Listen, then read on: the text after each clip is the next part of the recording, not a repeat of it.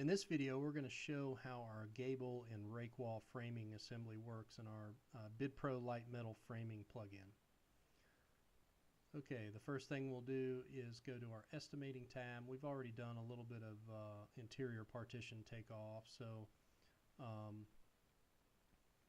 we'll go to our BidPro location folders, drag over a new location folder, and since we're going to do gable framing, we'll set a location as roof. Click OK. So now we've created a new location folder. Okay, so we'll go to back to our home tab. Again, this plugin is designed just to pick up your interior metal partitions, any kind of metal furring that you've got, wall furring. And then we also have this assembly. If we go to our light metal framing in our walls folder, we've got a gable and rake wall framing tool that is built out of the Joist Tool if you need to pick up any kind of a rake wall. So we'll click on that and take a look at how it works. Again, just like all the rest of our assemblies, you just work your way across the tab. So we can name this assembly whatever we want to name it. We can put in an amount per square foot if we want to calculate that to be included in our bid report. So we'll just put in 25 cents a square foot here. Any of our assemblies that are built out of the Joist Tool, you've got the ability to add a pitch to. Of course, this is just a flat gable wall, so there would be no pitch. But if you wanted to select a pitch, it would apply that pitch factor to all the materials, and then we've got a waste percentage that we can set here for our materials. Then we just work our way across the tabs. In the studs tab for the gable wall, we just go through and select our stud size, stud gauge, our on-center spacing. We can give a description that will show on the materials by location report, so we know as we're looking at the materials under each location, the description kind of helps to identify what that particular material is used for. And then, as with all of our assemblies again that are built with the Joist Tool, we've got the Joist Tool in PlanSwift gives you a couple choices for length calculation. And then the minimum length, new length is a really neat feature in PlanSwift's Joist Tool, where you can set a minimum length of 8 feet, for example, and then a new length of 12. And so any stud that this assembly populates as you go down towards your corners, obviously your studs are going to get shorter. So anything that's less than 8 feet, any stud that it generates less than 8 feet, it's going to figure out of 12-foot material, which is something that really saves you a lot of time when it comes to generating your material list.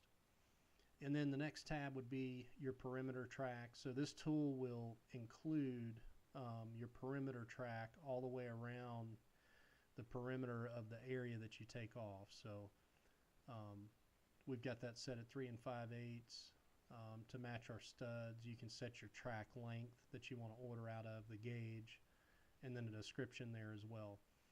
And again, as with all our assemblies, if for some reason, let's say you just wanted to calculate studs and you didn't need the perimeter track, you just select NA, and it's basically going to turn that material off and filter it out of the report so that it doesn't populate in your reports. Okay, and then the last step would be before we start our takeoff, we want to make sure we're putting the material in the correct folder. So for the gable wall, we created the location folder with a location of roof, so we'll select that, click OK. Then we just do our area takeoff with the assembly. And then as with all the assemblies built with the Joist Tool, once you've done your area takeoff, we'll just click inside of that area, and then that's going to populate these buttons at the top. We can click Draw Joist, and then we can just select point 1 and then draw a line that'll be parallel or in line with the way the studs are going to run. Click a second point, and it automatically generates your stud material parts based on the on-center spacing that we had selected. So, and you can see how obviously with a rake wall you start out with longer. So when I was talking about the minimum length, new length earlier, all of these 6 footers, 4 footers, 2 footers, it's going to figure out a 12-foot material for us. So if we go take a look at our reports, again, our consolidated materials list, as we continue to do more and more takeoff in the project, it's just going to continue to generate this consolidated list for us. We take a look at the framing materials by location. You can see where, or the materials by location report.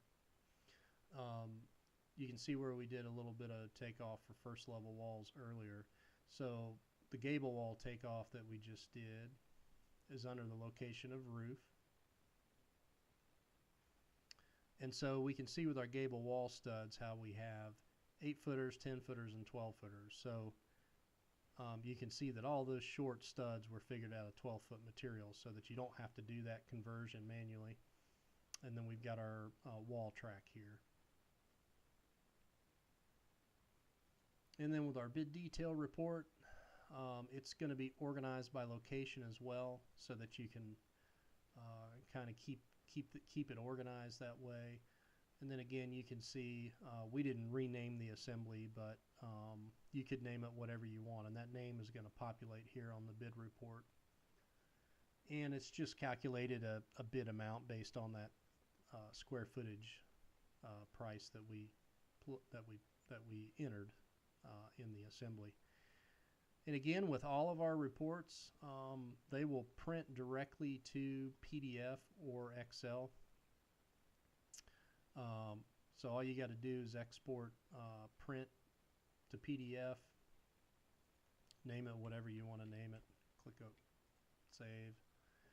So there's our report in PDF format. It's that easy. There's no copying, there's no exporting data out of PlanSwift and copying and pasting into some other spreadsheet or as a way to calculate materials or generate reports.